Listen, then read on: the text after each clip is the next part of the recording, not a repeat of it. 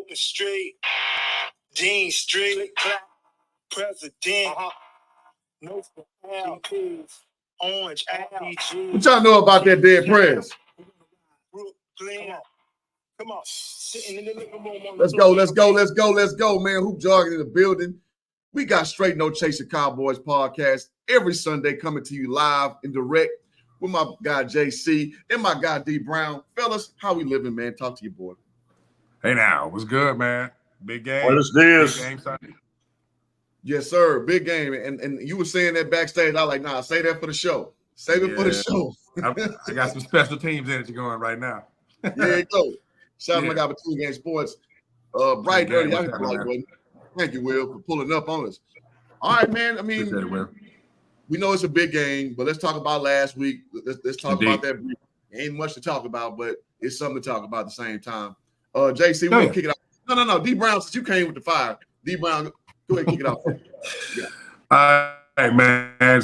So last week,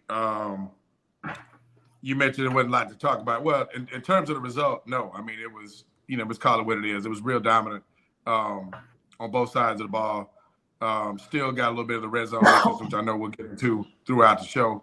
But the big takeaway from me, because we touched on this last week, was, is this one of those things that you like to see as the season evolves from your team when they face adversity? is the bounce back? Saw what's happening, man. Good to see you, bro. It's one of those things you like to see when your team, plays like shit like they did the week previous against the Cardinals, against a team they very well should have beaten.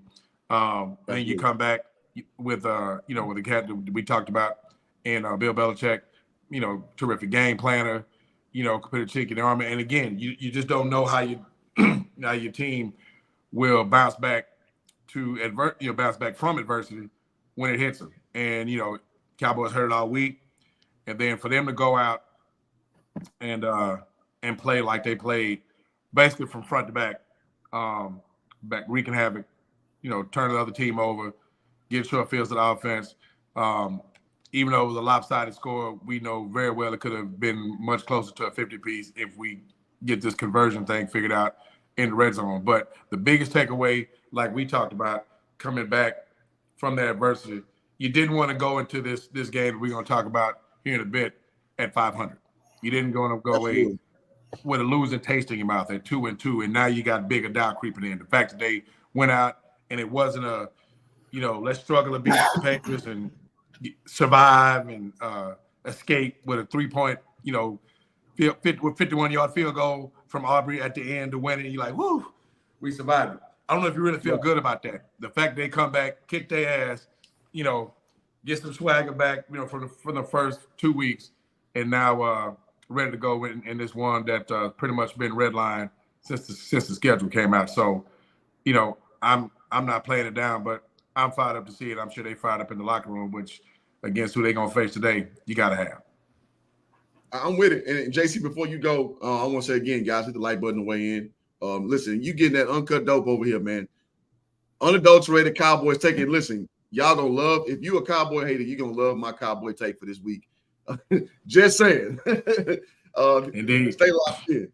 And secondly, listen, if you like this stream, hit the like button. If you really like it, hit the Cash App. HJ Stream scrolling the bottom. So, JC, take it away, man.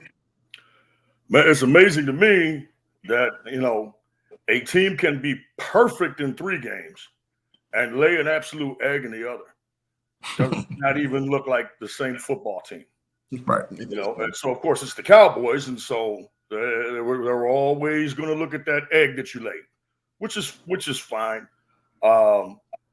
Again, just stem to stern, just the pressure, the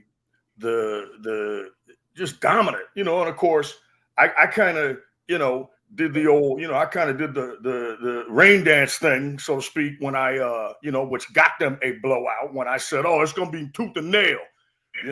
It's like a rain dance. If I say it, go bet against it. Like if you want it to rain, just go pay $40 for a car wash.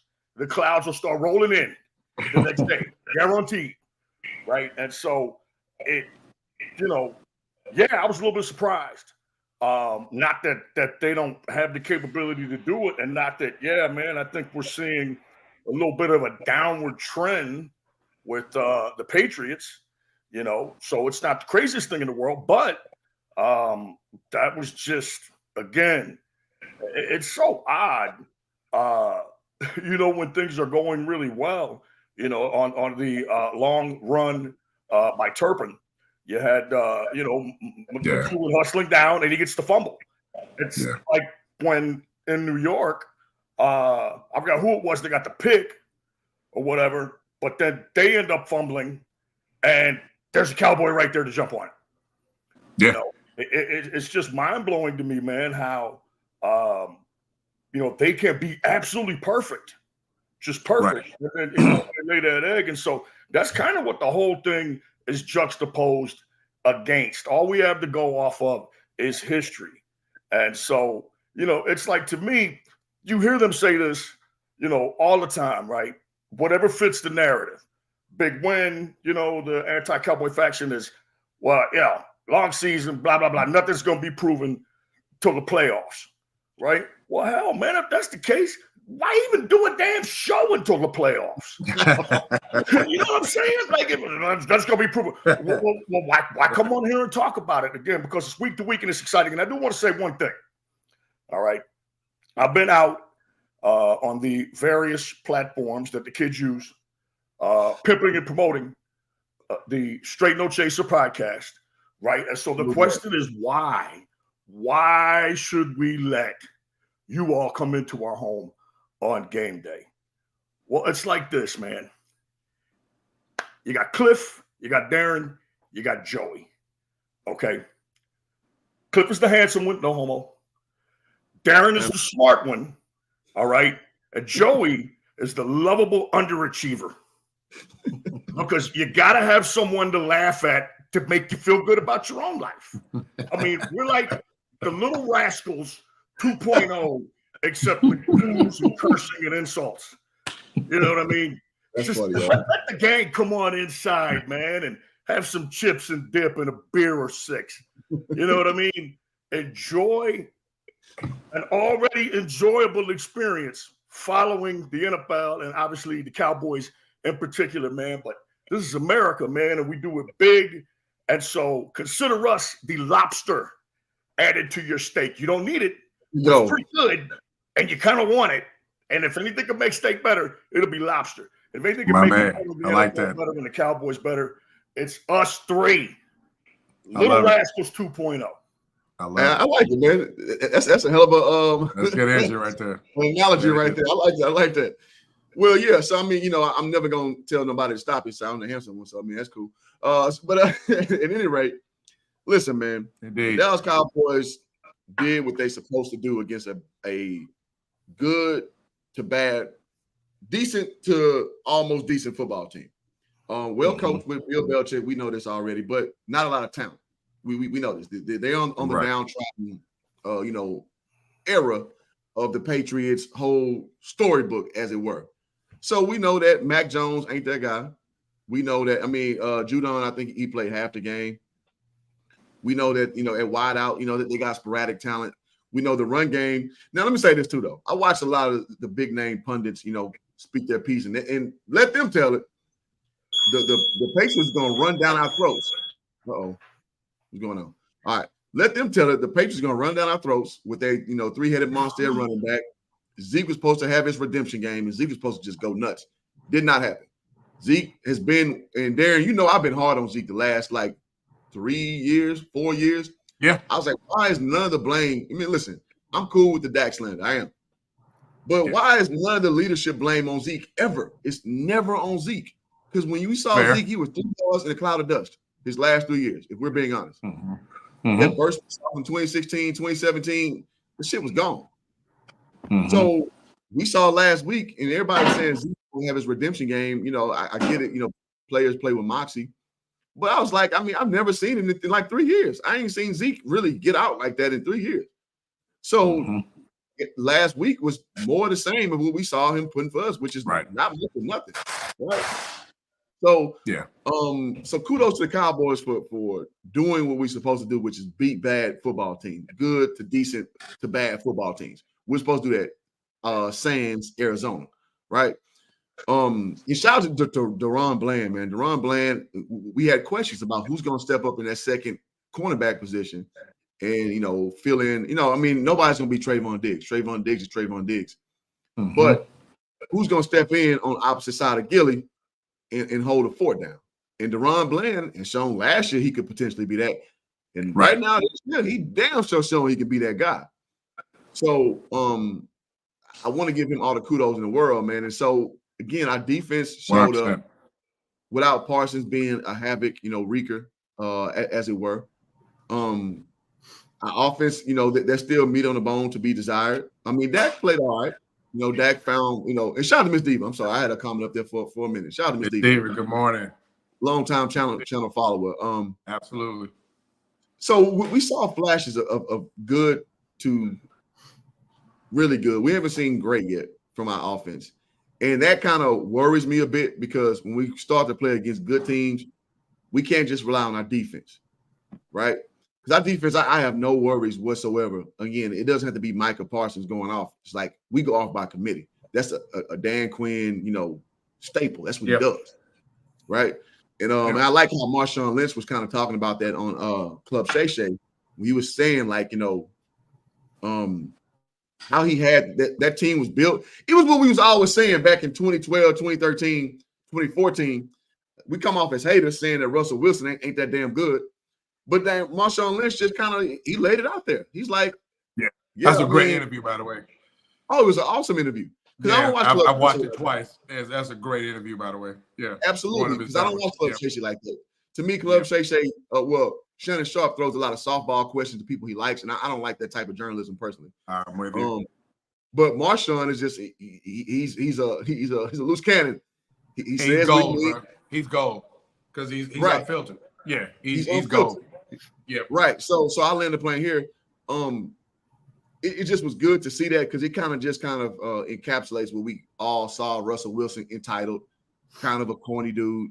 And he doesn't connect with locker room type of guys. And Marshawn Lynch just, crystallized that fact. So all that people said we was haters of Russell Wilson. No, I look at him, he's a corny guy. That's just real talk. And I see me as been in several locker rooms. I'm like, I'll be like, what the fuck's up with this dude? Like, why? Bro, like, what's your deal, bro? Like, I always still trying to figure him out. You feel me? So, but how's this relevant to the Cowboys? What we're seeing right now is we don't know who they are. We don't know who Dak Prescott is. And if it ever was a goddamn litmus test, it's gonna be today. Like you said, it's a big game, and you are 100% on point with that. So I'll yield the floor to you, Darren. So let's talk about some insights about the big game today. Man, so that's actually a perfect segue to a point that I was really looking forward to bringing up. I want to definitely want to get y'all's weigh in on this, on what I'm going to bring forward. And even those of you in the chat, please, by all means, weigh in on this. So to touch on a couple of things leading up to what I'm about to say, you mentioned that we really don't know what they are. Talking about the Cowboys and how that concerns you a little bit. I'm going to take a little bit opposite slant going into my point I'm about to make, in that I'm actually kind of encouraged by that, because if you got a team that is playing this well on defense, the only real inconsistency now, it is a significant one, is that red zone deal. But I think they're trying to figure out what works best in absence of 21, right? And I think there's some things that they've not yet shown because the personnel's there, like my man Lepke. I think there's some gold to be mined there with him in that red zone, be it blocking for Rico, be it blocking for Pollard, be it giving him the ball, short yardage, what have you. We touched on a little bit about play action, the use or the lack thereof. I'm not going to give McCarthy too much credit for being that slide because he's a play caller, but they may be holding back a bit. We'll see. But here's the point I wanted to make going into this matchup and why it's big.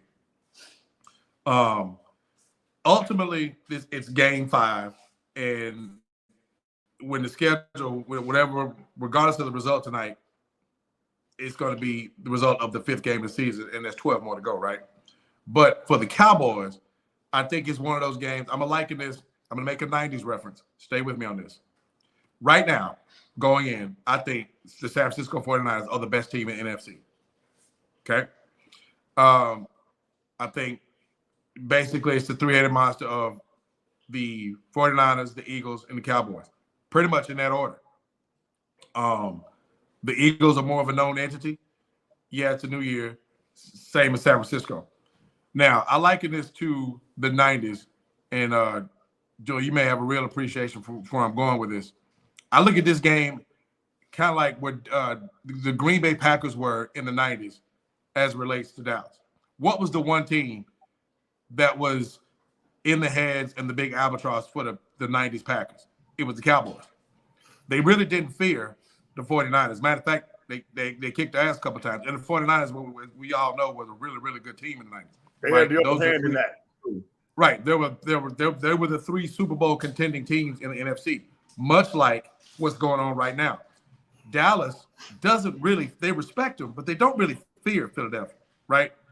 And Philadelphia hasn't caused them the same kind of playoff pain that the 49ers have, just like Dallas did to Green Bay in the 90s. But if you remember, when Green Bay finally broke through in that 96 season, Dallas went to Green Bay, right? And again, this is the team in Dallas that had kept basically Green Bay out of the Super Bowl, out of the chance to go to the Super Bowl the 2 years previous. It's almost scary how they parallel. They go up to Green Bay, and as a matter of fact, if I'm not mistaken, Deion has a pick 6 in that game against Favre. Yes, he did. Right? So it looks like it's like, oh no, here we go again. And then Green Bay gets that shit together.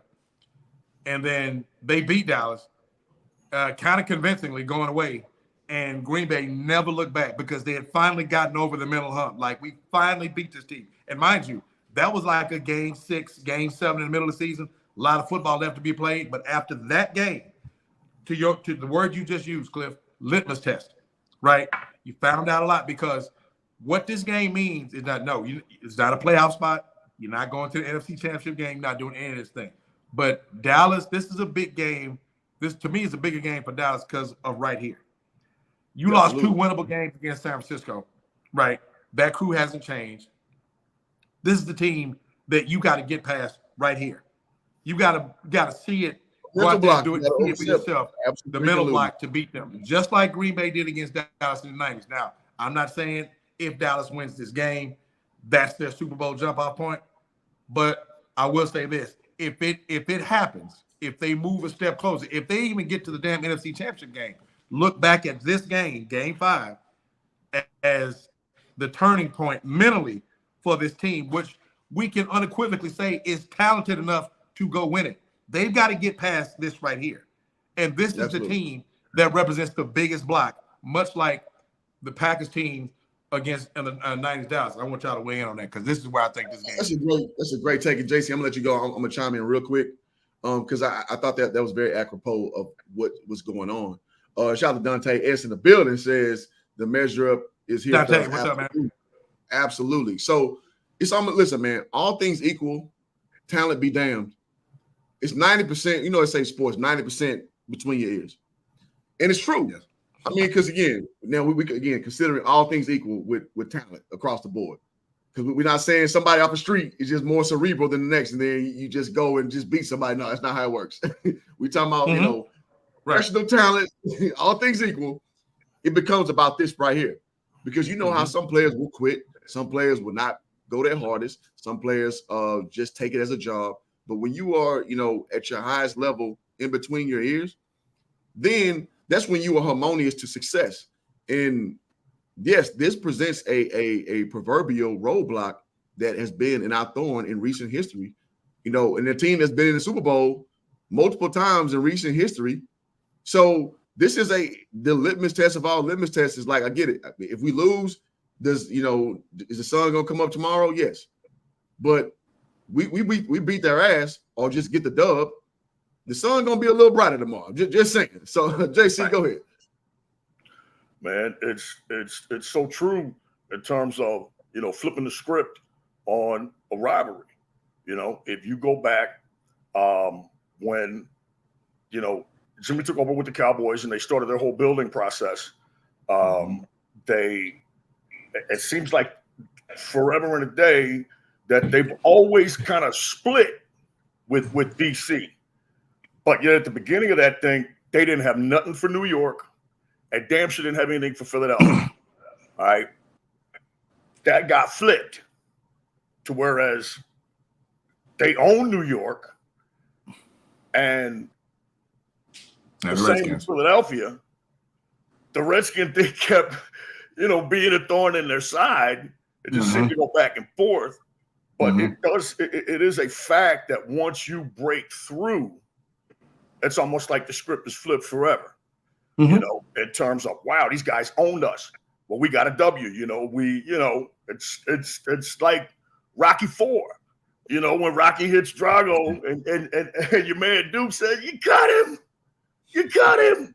Yes, that's a great. I love that. Like, it's on now, right? Like, it's on now. We finally struck back. This game is super important. Terrific analogy. I love that. That's a really good analogy. For the Cowboys, because it's a conference game, and unfortunately, you laid an egg in a conference game. And look, I agree with what DB said. Playoff positioning. Hell, man, only one team gets a bye, and the Cowboys, the bye doesn't mean shit if they get it. Okay, all know they're gonna have to break through and bust somebody's ass on the road, to get back to the Super Bowl kind of success that even though we haven't seen it for a couple of decades now, as old as we are, we remember that. And so, getting the 1 seed not as critical. Certainly you can win. Cowboys, they've proven that. Last 2 times they got knocked out in the first round at home. So, I agree with DB in that, it's shouldn't affect whether either team makes the playoffs. But again, too, man, it's a measuring stick. I know for them internally, because Frisco's so good, and what I envision, I don't know if you guys caught Texas OU yesterday. Like, that's a different game. You know what I'm saying? Like, these guys are staring each other down in the walkthrough. Okay, and you notice the hits, right? They're like, yeah, there's a little something extra to take with you, old man. They give each other the business, and it's like, I got a chance to light you up. Oh, believe me, I'm coming. Right? You felt that intensity, both sides, man, hitting, talking trash, that kind of thing. I think that this is a battle of alphas, and you're going to see that. San Francisco, we're the big dog. The Cowboys, not so fast, man. Here we come. It's definitely a stand up and be counted game. Now, I don't expect the game to be stylistically like what happened with Texas and OU yesterday. All right. But I do expect it to be hotly contested. I expect there to be a lot of, little extra shots in there. A little bit more rough trade, as we say, a little bit more of the rough play, right? And I said, hey man, JC, I thought you was barking. You said rough. I was just messing. Go ahead, bro. No, I said the Cowboys were trying to put together a defense very physical like that one in Frisco. I said it on these very airwaves last year. And again, that's of course a great thing to aspire to, man. I think they probably have the best defense in the NFL in terms of personnel. The fact that they do it without, your $20 million corner that everybody seems to have is more amazing. But through and through, man, up the middle, again, that roster, I believe, is the best roster in the NFL. Okay. You got guys that are the best at their position in terms of what they do. That, you got the 2 best dual threats. Okay. C-Mac and Debo. Okay. They don't run Debo as much as they used to. You've got, hell, man, even Frisco even has the best fullback, 44. Best fullback. Kittle is the best all-around tight end because he's a devastating inline blocker.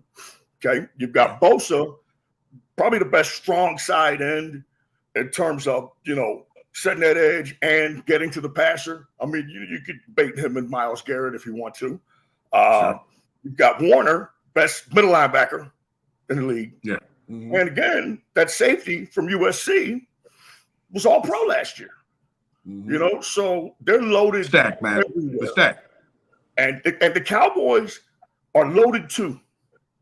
All right. These are the ones that you wait for. Going to be super interesting. I'll reserve any predictions till later in the show. Yeah. But I do know it's going to be interesting. And this, you know, this is why we watch the NFL. It's why I'm watching a game in London right now. You know, that's what it means to us, you know. Indeed. Absolutely. Love between. I'm I gonna love share Will's this. question. Yeah, before you get there, I'm gonna let you rock out D Brown on that one. So, and I love the analogy about, you know, Texas OU yesterday. We watched that game. If it wasn't for Ewers throwing those damn early interceptions, it would have been a better football game in Texas. You know, I'm a UT fan. So that sucked. A few things. Now you talked about rivalry games and how they affect team dynamics. So I'm pulled up. So when I'm on the games, one thing I don't do ever is lie about what I've done, what I've seen, what I know. And I see no guarantees pull up. And Will, I'm gonna get to your question. What up, Hoop? In areas, I'm in areas with supporting the stream. When you get back monetized, I'll be there. Appreciate that, man. Yeah, because YouTube hating, but at the end of the month, I'll be back monetized. It is what it is. But if you got Cash App, HJ Streams is available. So FYI. PV in the building. Yeah, he says no best game today. Absolutely. Okay, so going back to the rivalry. All right, so here's a game that I participated in February 2006. So Prairie View A&M University, if you look at the records, we were 4-9, 1-11 in conference before this game started. And we won 2 games in conference. You see Grambling State to the left, 9-4 in conference. They had a guy who was the number 3 scorer in the nation, Breon Rush, on that team. So this game was on ESPN. So Grambling's supposed to beat our ass at our crib. And you see the score. We won 72-68 because we took it personal. Because the game before that, we lost by like 6 at Grambling, and we almost got in a fight with these dudes. So now we had that game circled. When we got Grambling again, we're going to see what's up. Like, our coach got ejected. Like, it was a... I called a Prairie View Grambling basketball game 11 years ago. Okay. Play-by-play on it. You know, super exciting. And again, I mean, look, PV, I mean, you want to talk about the worm turning. I mean, we all know that they've had their struggles in the past, but I've noticed some good things going on down there around H-Town out of PV. Out of PV. And I see my man Cliff's got the shirt on today. Oh, yeah, for sure. I mean, listen, man. Rocking the Prairie View shirt today. PV's top notch, and Coach Prime himself actually said before he took the job at Jackson State, like, man, y'all got to go in here at Prairie View when he saw our stadium. Like, Prairie View is a beautiful campus, if you guys don't know. Beautiful campus. Oh, yeah. Saw a lot of revamp about 6 years ago. Yep. Yes, absolutely. So, again, I show y'all ain't no cap in my rap. So, you see right here, you see Breon Rush. Question I got for you, Cliff. Did you get a person? Did you dunk on somebody in this game? Not that game. But the game before that, Arkansas Pine Bluff, who was the second best team in conference at the time, You caught somebody slipping. I got me a few bodies. There you go. Okay. There you go. But so I mean, my point is this: like, so again, I like to show reference points to know that, you know, I'm not on these streams just making stuff up, because a lot of people because, you know, on YouTube you can be all that you can be on YouTube. You can say you can say anything. But I like to show that I was a participant of these actual things, and I can actually say things I've actually seen and actually done. I'm a validity basketball player. Hold on, let me get to Miss Devo going out in the chat. Ref cheated. Yeah. Listen, for one of the worst teams in conference, the ref cheating for us, it makes no sense whatsoever. Shout out to V. One of my cohort. She played for the women's basketball team at the time. So shout out to V. Good to see you, V. So again, on these streams, ain't no cap in my rap. So with that being said, yes, when it's rivalry games, things change, dynamics change. We saw with Colorado State. Colorado State, Mm-hmm. the rest of their year will not have a game as big as they did with Colorado, and they took Colorado to the brink. Dare I say they should have won that goddamn football game. Like the margin of error, how they lost, is just crazy how they lost that game. But it happens. That's how rivalry football rolls. So going forward to this game right here, listen, the rivalry aspect, we do have that in our favor because it's only so many times you can beat a team before they step up and rise to the occasion. So I think that we have that in us. Can we actually pull it off? We'll get to that when we start talking about the predictions. But those things are ruminated in the whole thing when we try to sit back and say what factors play into this football game is going to take place tonight. That the world will be watching. Trust and believe that. Yeah. Go ahead, man. I'm sorry. Go ahead, Joe. You're good. What's cool about you mentioned the rivalry piece, man. So, for, older cats like me, man, this isn't like the same, type of deal as the catch game, right? But man, the Cowboys Niners rivalry, man, has been massive for really like 40 years. I mean, even back in the 80s, right? Absolutely. There have been periods where these teams have had to get through each other to get to the promised land, man. And those have been regular season and playoffs, and they've been really fun matchups to watch. So to me, it's kind of reminiscent of a time, when Dallas was actually legitimately in the Super Bowl conversation, which now I firmly believe, and this isn't at all a reach, like they're in a window to be in that conversation. Are they in it yet? No. Does getting a game like this move them closer to that conversation legitimately? Absolutely. But that's the fun part, right? Because you've done what you needed to do in building a roster that's to be taken serious. You've gone out in a few games and showed some flashes like, damn, man, Cowboys like this, they may have turned the corner. Right. But you don't turn the corner till you get to the corner, and then you got to meet the bullet, and it's like you got to whip the bullet, to make the next block. Well, the San Francisco 49ers represent that bullet that we've not whipped yet. So, I mean, what do you do? In the words of the late great Biggie Smalls, what you gonna do? Fight or run? You know what I'm saying? And shout out to you. Always get a good represent that. Yeah. So, I mean, you have this is a stomach for the fight type of situation, and with that, to Will's question between the game sports, which guy is the most dangerous, McCaffrey, Iowa, Kittle? I think that's an easy question. I think it's McCaffrey. The answer is absolutely. Yes. The answer is yes. Yeah, all of that. Yeah. Who does that try to kill on? Everybody. You just got to be sound across the board. And so the biggest question mark, and this is where I think going in, this is where Dallas has to prove themselves. I think Frisco is the top team going into this right now because they're the most balanced. They're the most balanced, like from a demonstration standpoint. Their run game is like a proven deal. Their run defense is a proven deal. That's a question mark with Dallas. That's a question that's got to get answered today because guess what? Christian McCaffrey is the real deal. Their commitment to the run is the real deal. How they get him the ball. And I think the matchup today has to play out where not stop him, but contain him. Much like you did with Saquon Barkley, much like you did with Dalvin Cook. These are two really, really good running backs. Well, guess what? You got another one, and you're probably considered better than both of those right now, and Christian McCaffrey. What's been the biggest bugaboo?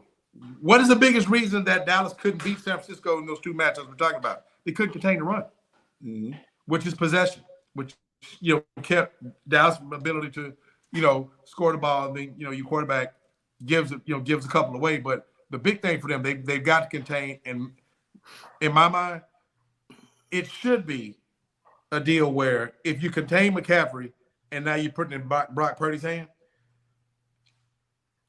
I'm of the belief that if you line them up, if it comes down to Brock Purdy and Dak Prescott, if Dallas doesn't win that matchup, then we've got a bigger problem than we're talking about. Absolutely. So that's to me, that's the whole line in the sand with this matchup. Contain McCaffrey, make Brock Purdy beat you, which feeds into Dallas's strength, which is that fearsome pass rush, right? Because I think if you pressure Purdy the way we can defend in the back end, it plays to our strength, right? You know, rush throws, tip balls, turnovers, what have you. Then it gets back into Dallas's deal. But if it comes down to a Prescott versus Purdy matchup, if that's not advantage Dallas, then we've got a bigger matchup problem than we know. Let me add this real quick before you chime in, JC. Yeah, absolutely, man.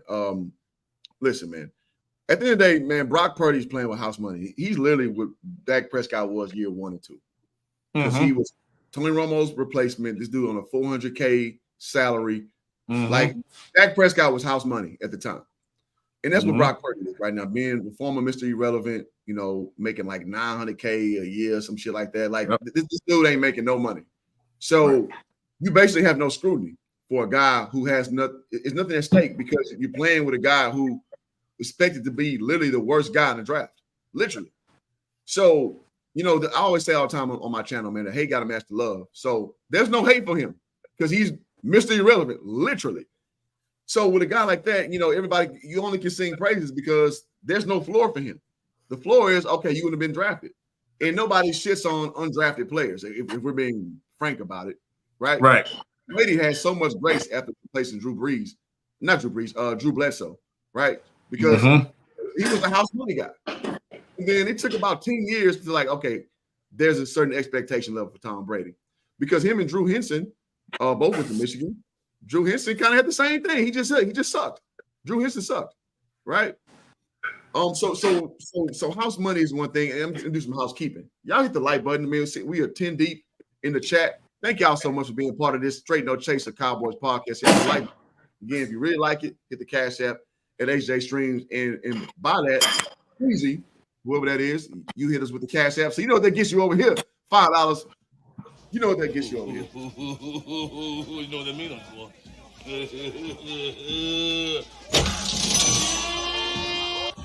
Yeah. Money.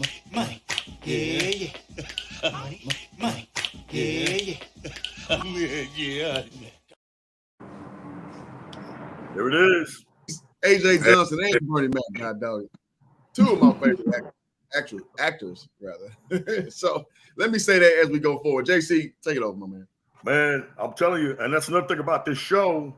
All right, get in on it now. It puts you at the table with the cool kids. We keep trying to tell you. All right, this is the spot to do it at, man. Myself notwithstanding. When you look at a quarterback and you evaluate quarterback play, you know, pulling back and just looking at the numbers is always a dangerous thing. And I'm going to tell you why. Anyone can spot the INTs. They jump out. The interceptions jump out. Fumbles or whatever it may be as well. Those are easily spotted. We've talked about this before.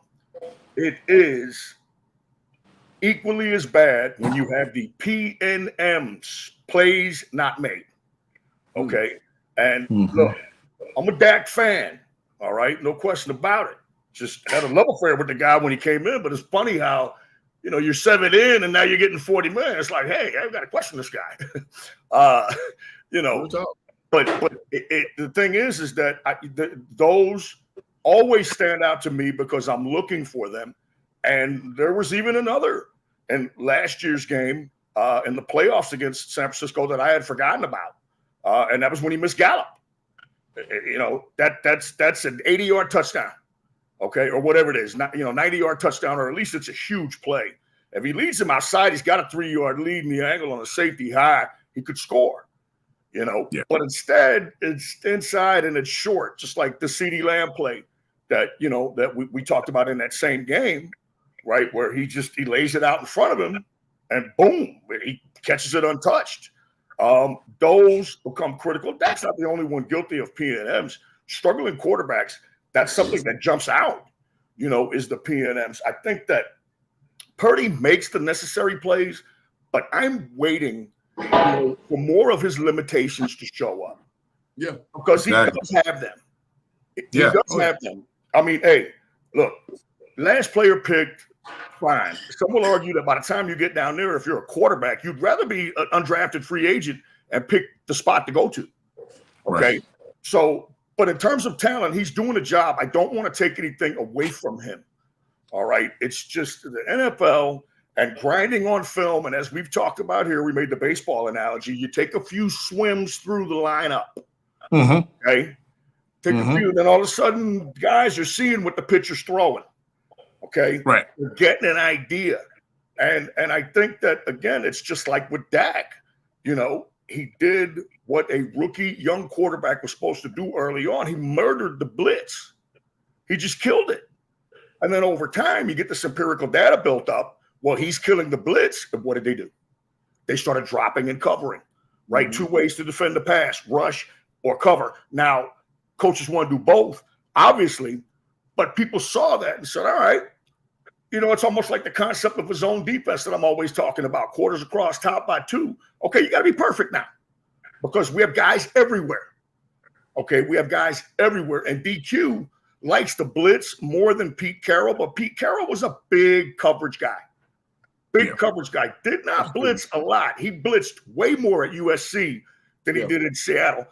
Does in Seattle. They almost never do it, you know, because he believes in the coverage and, you know, getting to the passer with who, you know, you've got up front.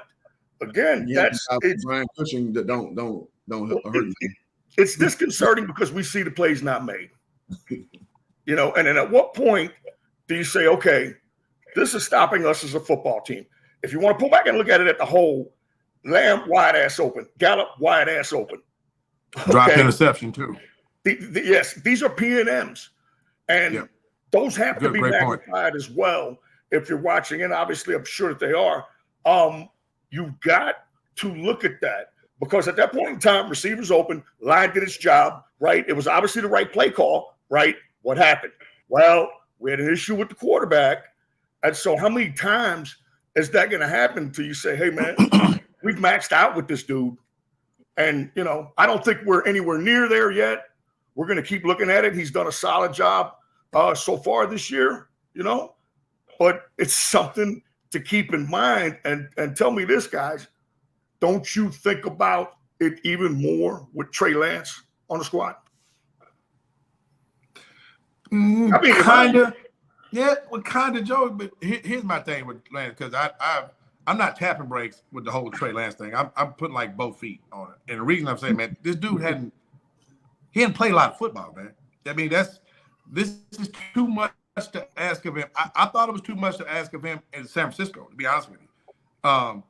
You know, they had a really good team around him, but I read this thing and I kept going back to it. Man, he's literally thrown the ball in football games 400 times since his senior year in high school. Damn. Dak threw the ball 500 sometimes last year. So, you know, so I mean, this incubation situation that he's got with Dallas on a team where he's got no expectation because he needs to throttle it back because expectation was dumped on his head at the beginning. Being a three overall, you got expectation. You're going to see the field, and there's an expectation for you to perform. I think that was premature. I think it was unfair, but hey, it's like the NFL. It happens. But I think this situation, this incubation period, I actually think he's in the best possible position to get good. And you know, now could things evolve where he ends up thrust in the situation and he has to perform, and then you get the storybook deal? Absolutely, we've seen it all the time. We actually saw it with QB1 right now. So, you know, because people forget that wasn't expected to be on the active roster when he was drafted. Absolutely. He was drafted as a project. Per Stephen Jones, he was a project. He was going to be on the practice squad. Tony Romo was going to be the starter, and the Beef was the backup. Yeah. Like penciled. Like it was no question. And then things happen. B breaks his ankle. It's second practice, maybe the first practice. Yeah. And then Romo's back goes out. And then the first thing, we got to find a quarterback. Let's see what this kid's got. Rest is history. So funky things can happen. We hope it doesn't come to that. But that's on the Trey Lance thing. But man, to me, this game, that's what I love about football is sometimes the beauty of big matchups comes down to simplicity. Man, to me, I think it's Dante said this game is on Micah. Micah's going to do what he does. This game is on those cats behind the linemen. They got to win the line of scrimmage. So this is just a battle of wills. The defensive line has to win. They've got to win first and second down. Watch that throughout. If Dallas gets into continually gets into 3rd and 3, 3rd and 4 or shorter, Brock Purdy with all the weapons that he's got with IU and Debo and Debo Samuels and Kittles and those guys and McCaffrey, who's a terrific receiver. If they get less than 3rd and 5, it's gonna be a long day for Dallas. It's gonna be a real long day. They've got to win on 1st and second down. They got to get Purdy to 3rd and 7 or longer, so it plays into their strengths. And now, if Dallas just mans up and wins, and is stopping the run on 1st and second down, if they get them to 2nd and 9, if they get them to 2nd and 8, or if they get them behind the chains, then it's going to be a long day for San Francisco. So to me, that's the beauty of the matchup is who wins defensively on both sides, because it's going to be the same thing with San Francisco. Who wins? Because even with all the talk about, the defense is doing a lot and Dak having to do too much, whatever else. But guess what, y'all? Even with the red zone struggles, guess what Dallas is doing? They are absolutely converting the shit out of 3rd down, even now. And they not even scoring points. So this is such a dynamic matchup with the Lions. And the last piece for I land this particular plane is, for the first time in 2.5 years, Dallas is going to play all of their projected starters on the offensive line. Tyron Smith, hallelujah, Tyler Biadasz, the great Zach Martin, and Terrence Steele, going 5 across. Now, how many games will we get out of this group? That's the finger cross. But and it could not have come at a better time, because they're gonna need all of that. But for the first time in forever, Dallas is gonna play the offensive line, their projected starters across the front. So I can't wait, man. Like I said, I wish my old ass could get on a special team, just go hit somebody. Even when I draw a flag, I just want to go hit somebody. That's how hyped I am for this matchup, because this is heavyweight stuff, man. And these are the games, it's prime time, it's Dallas, San Francisco, all that history. And this game, again, it's game 5, but it means something. And you want to be in these situations if you're a fan of one of these teams. You want to be in this situation. Watch Kittle versus Curse. Watch Kittle versus Curse. Dynamic matchups across the board. One to watch. Kittle versus Curse. Let's see if he can hold up, because if you're loading the box for McCaffrey and you're shadowing Debo and bracketing Debo, okay, well, your poison that's left is going to be Kittle. All right. Yep. Curse, and we know he can work. All right. Curse and company have got to come through. I believe Curse is capable. All right. And real quick, we always think of San Francisco fan as, they're sophisticated and swine country. It's no cow. Listen, these cats invented the practice of lobbing bags of urine on opposing fans. Okay. All right. So it happened. All right. So listen, this is a dirty, grimy, filthy place to play. Okay. And that kind of a rivalry. All right. Where they're looking to have everything go their way, and momentum is going to be huge. The key, start fast. What was this? Start fast and finish drive. Yeah, start fast. Candlestick or Levi? Levi. Was that urine situation at Candlestick or Levi Stadium? That's the old say it again. Was it at Candlestick or was that at Levi Stadium? Okay. How long ago was it? Better question.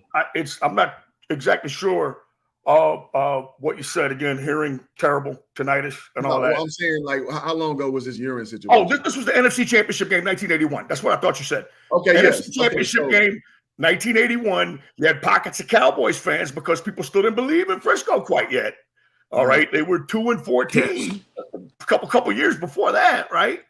And just the worst team in football. And there were these pockets of Cowboy fans. And again, you will normally equate this with Raider fan or Eagle fan, right?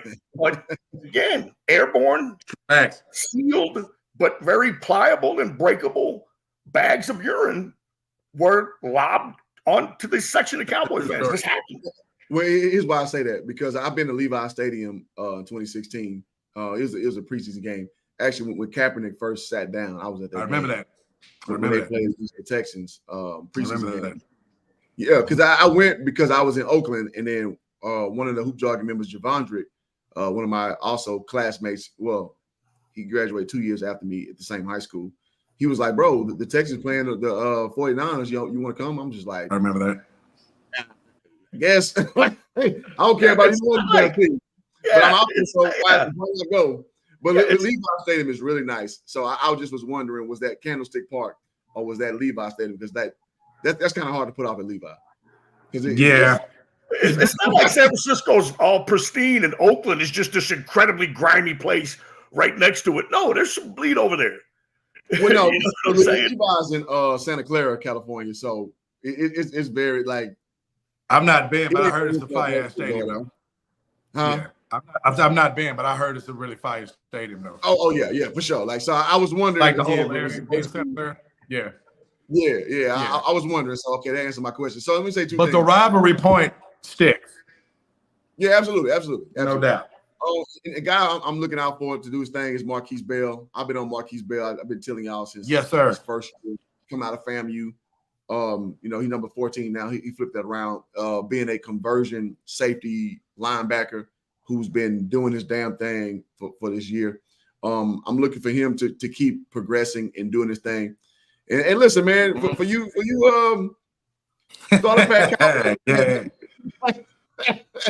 I wish y'all well today, man, because I know y'all gonna be out in full throat today. No doubt. You ready to talk your sugar honey iced tea? Yeah, y'all use the acronyms to figure out the word I'm trying to say. Because this is gonna be one of those games. It is. I just, and we're about to land a plane on the show and get into the score predictions. And so I guess I'll start it off. I love everything we talked about in the show today because the Cowboys have to step up to the litmus test. We have to step up to expectation. Yeah. We got to overcome the hurdle that has been the thorn in our side known as the San Francisco 49ers, this current iteration. At the end of the day, we playing against Mr. Irrelevant. Deebo Samuel goes off, but he don't really. So Dakota Rain Prescott, you can't turn the ball over.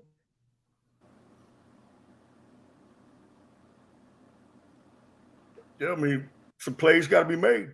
Plays got to be made. Trayvon Diggs is not out there, but DeRon Bland, what we talked about earlier in the show, he's going to step up and be a guy that has to be one of the guys.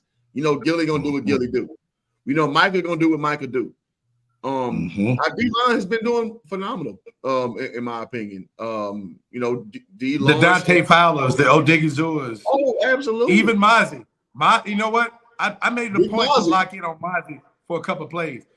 Mozzie's starting to get off that ball. Mozzie's starting to get that push that they drafted him for. So, I know we talk a lot about the Micahs and the Gillies, and the CDs and whatnot. But I'm glad you brought that up, talking about the D-line, man. It's time to start giving the depth of Dallas, which is a big tribute to San Francisco because they have tremendous. They got a great frontline talent. Joey said it great. They got a lot of best in league in a lot of different spots. Dallas has a lot of depth.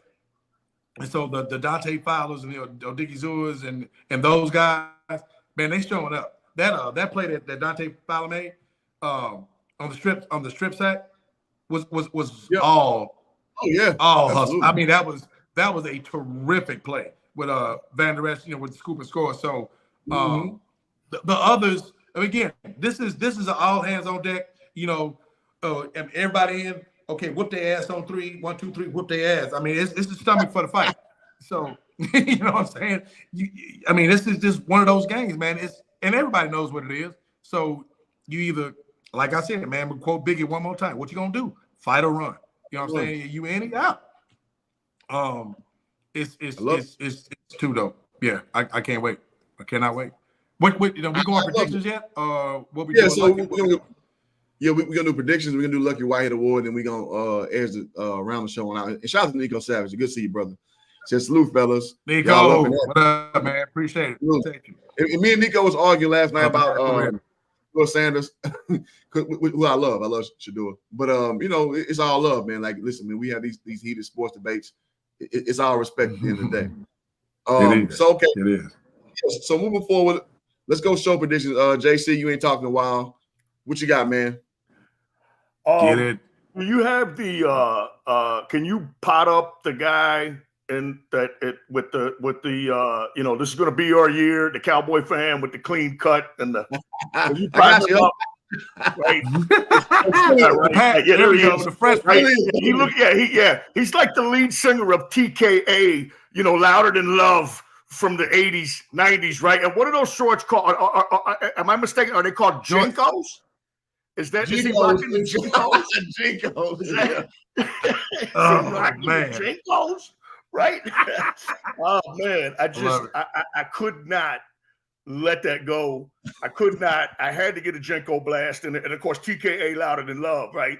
Like, you know, doesn't every one of those songs have like the backbeat of Planet Rock, right? I see you, Jay. And they start singing, you know what I'm saying? Right. You know, it's a genre based on Planet Rock, basically, right? You know what I'm saying? But again, it really comes down to execution.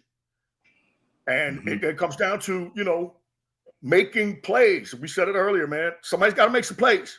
Got to make some plays. And the more and more you look at it, man, it falls to Dak Prescott. Got to make some plays, man. You know, when everything's all even and we're all nose to nose and the talent is very comparable, it comes down to your QB and the decision-making and the execution. That's what we're looking at. Look, no one can deny that, hey, another analogy, basketball analogy. Look what they did with Dirk in Dallas. Not saying that Dak's that kind of player, but they kept putting guys around him and guys around him and guys around him until they got the right combination of guys. Okay, not everybody's going to be Jordan or Brady or Mahomes, right? You got to kind of tinker with the roster and put the right combination of guys around him, much like I always say Pittsburgh did with Roethlisberger. They put the right guys around him, right? And then Roethlisberger handled his business. Don't get me wrong. All right, he handled his business, but that's what you're looking at here, right? I still have the belief that Dak can get it done. Needing help from the rest of the team is not the worst thing in the world. It's actually more common than people think. You put the team around. Look how long it took Elway. They put the team around Elway. Finally, boom. Not that Dak is Elway. Don't get it twisted. All right? He is not that guy. But we feel like he's proficient enough that you can win with him. And I only mentioned the Trey Lance thing because it's something that you do. You make a move, you give up a fourth, and it can't help but be in the back of your mind, right? If you're having these questions, right, in terms of, well, what's the deal? How come we're not pushing through and getting over the top? We come out and we lay eggs. How come Dak couldn't will us to one in that? How come Dak in the last two playoff games against Frisco couldn't squeeze out 30 to 60 more total yards somehow, all right, and get us a touchdown instead of a field goal or a field goal when we punt it? Right? These are the kind of little things that we're talking about, right? And look, Dak still has time to write the final chapter of his story.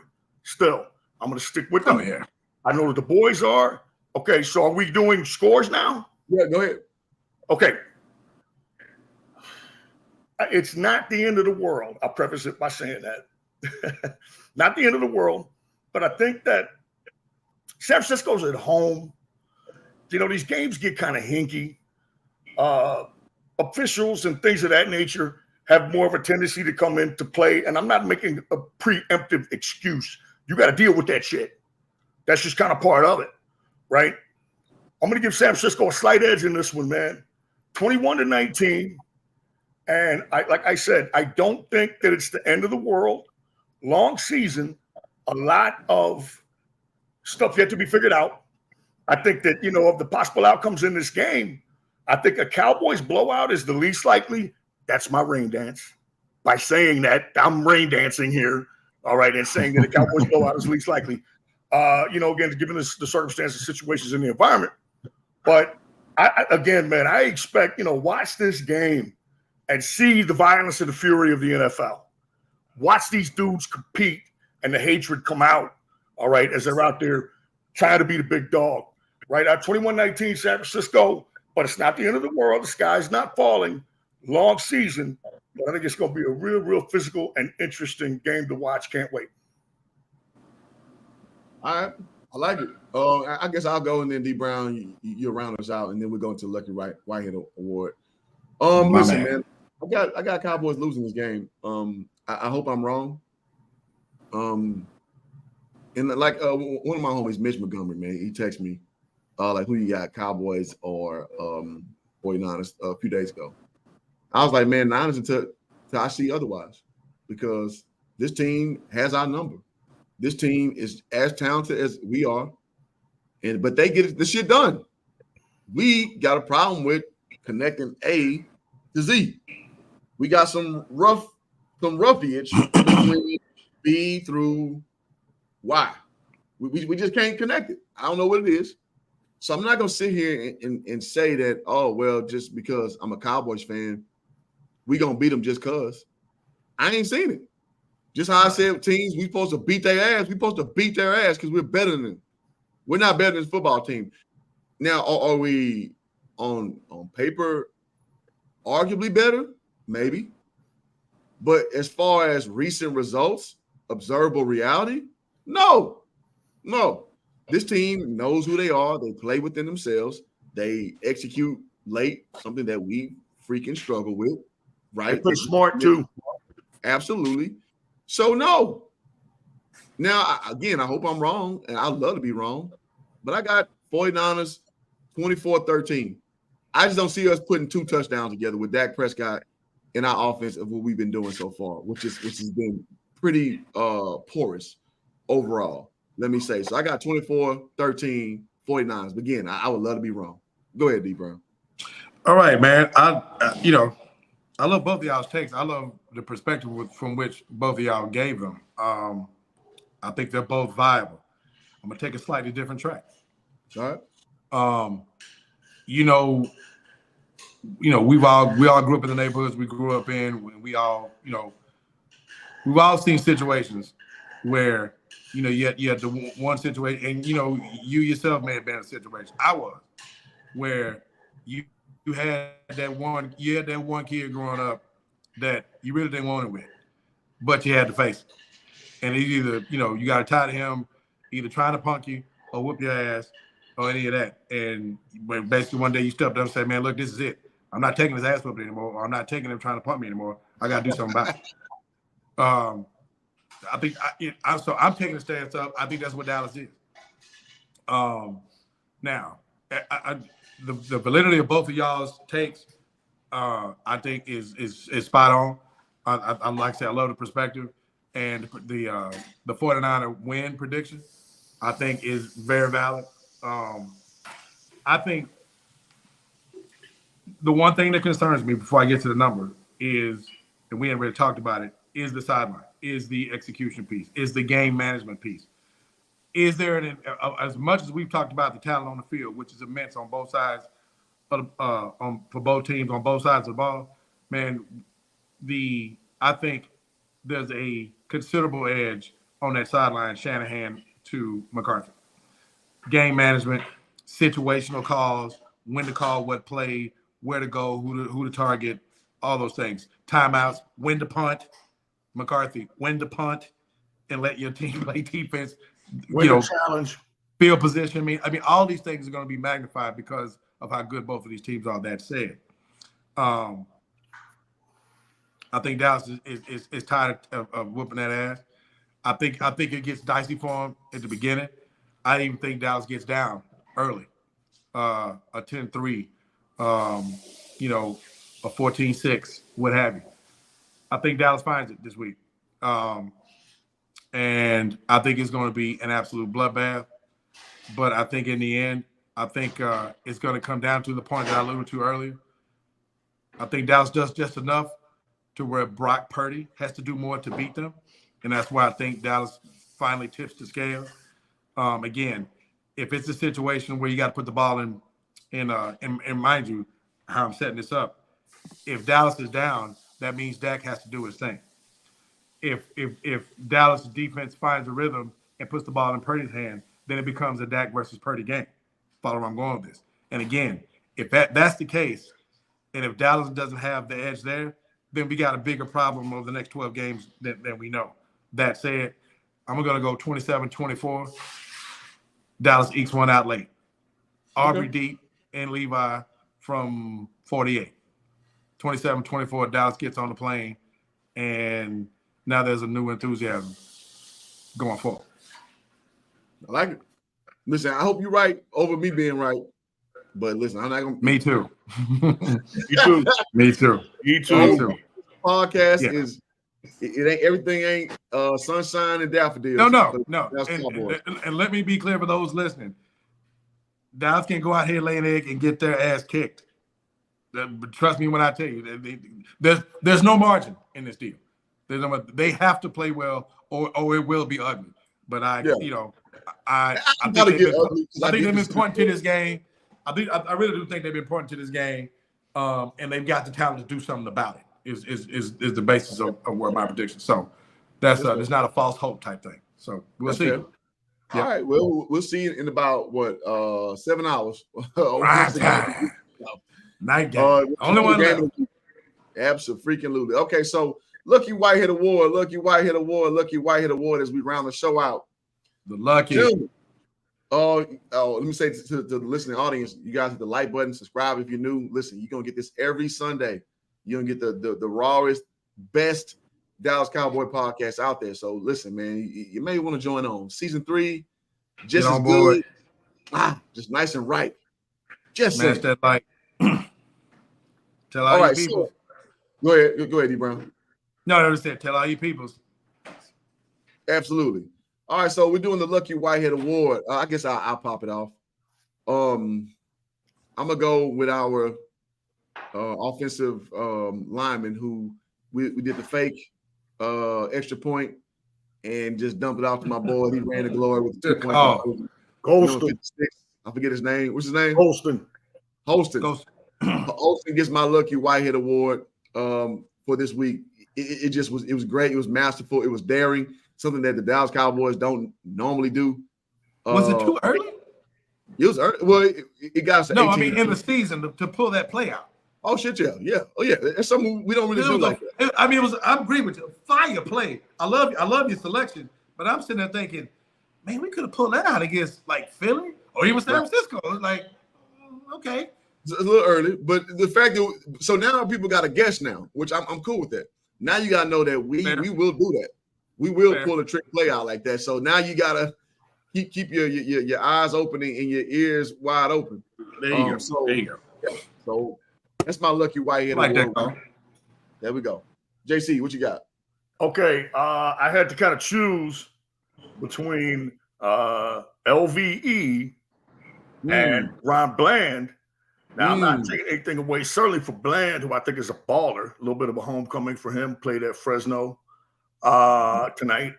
But I'm going to give it to Deron Bland for Macklin Jones thinking that he could get away with that run right, throw left, completely across the field shit twice. Yeah. He got away with it that one time. It's like, oh, I'm going back to the wow. Right. You know, and your man Bland is like, nah, man, for real. Yeah. You know what I mean? Bucket into the house. So Deron Bland is my Lucky Whitehead award winner this week. I like that. And Bland was that close to getting a trifecta. He was that close to getting 3 picks in that game. If you remember, he had one that kind of got on him because of the break, but he's kind of hogging out a little bit. Bland is. Yeah, he is. Need a big game from him today too. So, man, my Lucky Whitehead is going to actually go with a cat I referenced in the show, who I'm sitting there and watch. I think he's coming on is Dante Fowler. I think he caused the fumble. I think that.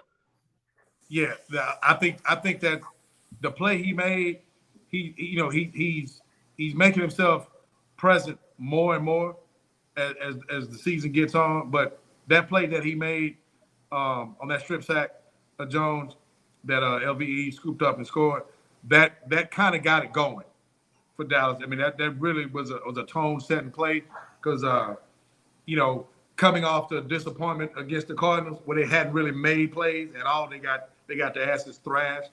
You know, for him to come out and get it right back to what they had been doing in weeks 1 and 2, and get it going again. Yeah, I thought that was like, okay, here we go. And it really kind of snowballed from there. So my lucky this week is going to young Dante Fowler for getting it started with the strip sack that led to another defensive touchdown. Hey, I like it. I like it. That's what it's all made of right there, man. Making plays and guys stepping up to the you know, from a non, how can I say it? A non. It's not what you do every week. And that's what right. the whole Lucky Whitehead Award is about. You know, somebody stepping up and doing something that's you know, significant, that stands out. And so shout out to Dante Fowler. Shout out to Leighton Vander Esch, who caught a lot of hell on this show. We've been frank. And still got some smoke. Yeah, there's still smoke left in the tank, but trust and believe. He ain't got to believe the dog guys yet. As a matter of fact, he has to have a game today. He has to have a game today, or it's going to be a long day. I think he will, though. He's been playing well this whole season. He's got to have a game. He better not get locked up by Kittle on them run plays. Yeah. Got to have a game. Kittle's ass off on the damn run plays. Got to have a game. Make plays when they come. I don't care who it is. I don't care whose name on the back of the jersey. When the play comes to you, if it's a fumble, pick it up. If it's a pick and it hits your hands, catch it. You know, if a guy's running wide open, Dak, hit him. You know, if it's a cutback pilot and you hit that lane, this gap instead of that gap, and if a 5-yard run becomes a 35, make it. Wherever the play comes, when it presents itself, make the play.